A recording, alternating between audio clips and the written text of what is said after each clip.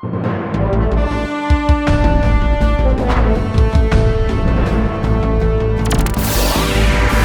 welcome to Hindsight Tonight. I'm Damian Muziani, and here's your news. Leading off, actor, comedian, and ironically unwell-looking wellness guru Russell Brand was charged with a string of rapes and sex assaults in the United Kingdom on Friday.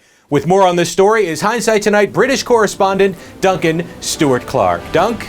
Hello, Damien, and to all your viewers all over the Hindsight Tonight world. Well, you could knock Britons over with a feather, as well-known recovering sex and drug addict Russell Brand has been charged with over 4 separate assaults by the Metropolitan Police in London. All alleged acts occurred over 20 years ago, at a time when Brand self-admitted to being a very naughty boy indeed. Not to worry, says Brand, because if you simply look at him, you will recognise his innocence. I've never engaged in non-consensual activity. I pray that you can see that by looking in my eyes. Ah, yes. Nothing else to see here, then. Case closed, elementary dear Watson and all that. Indeed, but aren't these the same eyes that also said this 12 years ago? Adam, and the crack and heroin were involved in a lot of my decisions. Is an impulsive, priapic, sex lunatic. And unfortunately for Brand, UK law makes it very tough on those accused of sex crimes, as it is illegal to identify his accusers by name for their entire life. Otherwise, you'll have this kind of embarrassment. Remember her?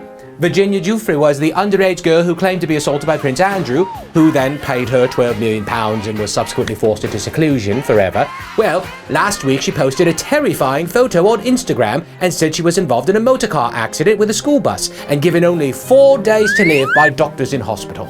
Virginia, say it ain't so. Oh, don't bother, everyone else already did. Witnesses and the bus driver said only Virginia's rear brake light was tapped, and police said there were no injuries reported and no hospital had admitted her. Then she said the post was a mistake, and it was supposed to be placed on her private Facebook account, where I suppose it's okay to lie. By the by, it's been 14 days, and Virginia has somehow exceeded all of those imaginary doctors' prognoses and is still very much alive. Hallelujah, Damien. Yes, indeed, Duncan. Thank you for that report. That is one resilient lady. And here's another, the SS Resilient Lady cruise ship. On board, just months after the murder of insurance CEO Brian Thompson, another insurance chief executive took matters into his own hands, literally.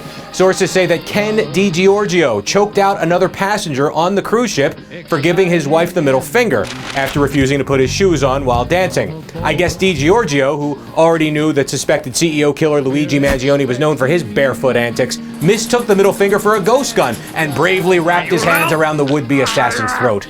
Yeah, you're not gonna push around the middle-aged insurance men anymore. The Willy Lomans of the world are fighting back. But are any of us buying what they're selling?